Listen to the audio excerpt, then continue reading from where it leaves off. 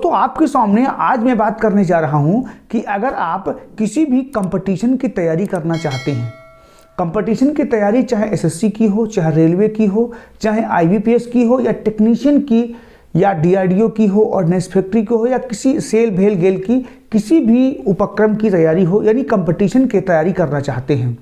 और उसके लिए आप किताब यानी बुक का चयन नहीं कर पा रहे हैं, आपको ये समझ में नहीं आ रहा है कि किस किताब से हमको पढ़ना चाहिए, कौन सी किताब हमारे लिए सही हो सकती है, तो आज मैं इसी बिंदु पर, इसी पॉइंट पर बात करने जा रहा हूं कि आखिर आप सही बुक का कैसे चयन करेंगे। तो दोस्तों अगर सही बुक का चयन करने की बात करें तो सबसे पहले आप दुकान पे जब जाएंगे, किताब की दुकान, किताब लेने के लिए,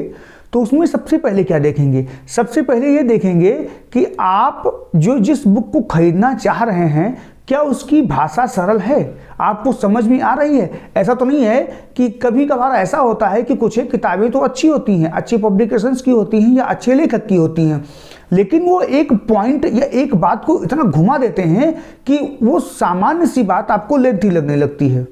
तो ऐसी बुक का आपको चयन नहीं करना है जिसमें आपको समझ में ना आ रहा हो, यानी उसकी वर्तनी आपको समझ में ना आ रही हो। दूसरा बिंदु है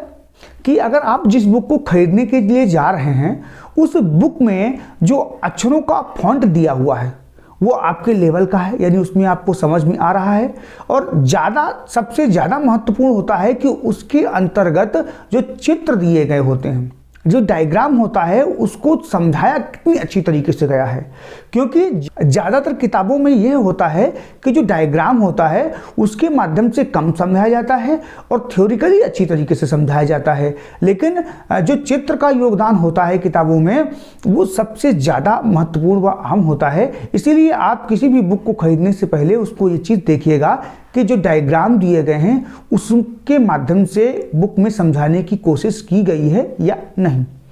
तीसरा बिंदु यह है कि जो किताब आप खरीदने जा रहे हैं, दोस्तों किताबें आपकी दो प्रकार की होती हैं, एक ऑब्जेक्टिव वाली यानी बहुविकल्पीय क्वेश्चन वाली होती हैं, एक विस्तृत उत्तरी वाली होती हैं। बहुविकल्पीय जो किताबें होती हैं या बुक होती हैं वो कम समय के लिए, यानी अगर आपकी परीक्षा के लिए 10 या 5 दिन बाकी हैं तब आपको बहुविकल्पीय का सहारा लेना चाहिए। लेकिन आप डीपली से तैयारी करना चाहते हैं, अच्छी तरीके से गहनता से अध्ययन करना चाहते हैं, तो आपको विस्तृत उत्तरीय प्रश्नोत्तरी पढ़ने चाहिए। तो सबसे अहम या महत्वपूर्ण बिंदु यह है कि जिस किताब को आप खरीदना चाह रहे हैं क्या उसमें डीपली से जानकारी, गहनता से जानकारी, विस्तृत से जानकारी दी गई है या नहीं। क्योंकि आप एक क्वेश्चन पढ़ेंगे विस्तृत उत्तरी का, उससे आप लगभग 5 या 6 बहुविकल्पीय क्वेश्चन निकाल सकते हैं, खुद से ही बना सकते हैं। तो सबसे पहले आप प्रेफरेंस दीजिएगा कि आप बहुविकल्पीय का चयन केवल कम समय के लिए ही करें, यानी अगर आपका एग्जाम कम समय में ही है, 10 या 5 दिन आपके एग्जाम को बाकी हैं, तब तो आप बहुविकल्पीय बुक किताबें पढ़िएगा, अन्यथा आप विस्तृत उत्तरीय किताबों को ही आप चयन कीजिएगा। चौथा जो बिंदु है वो ये होता है कि किताबें तो आपको बहुत से पब्लिकेशंस की मिल जाएंगी,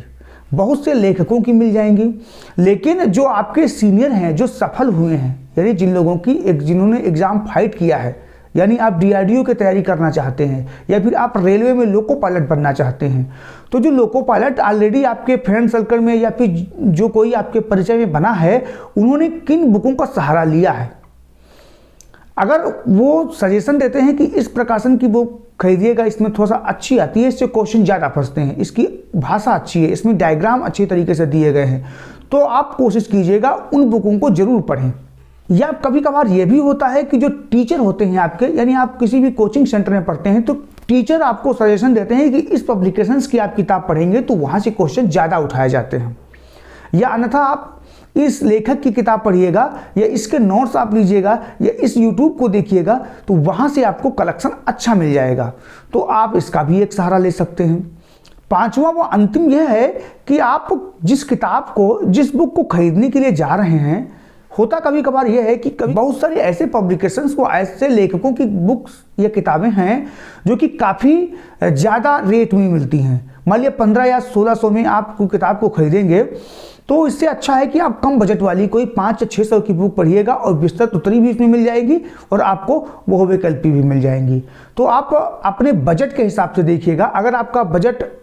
कह रहा है कि मुझे 15 या 1600 की बुक पढ़नी चाहिए, तब तो आप 15 या 1600 की बुक पढ़िए। अन्यथा आपका बजट अगर कम है तो आप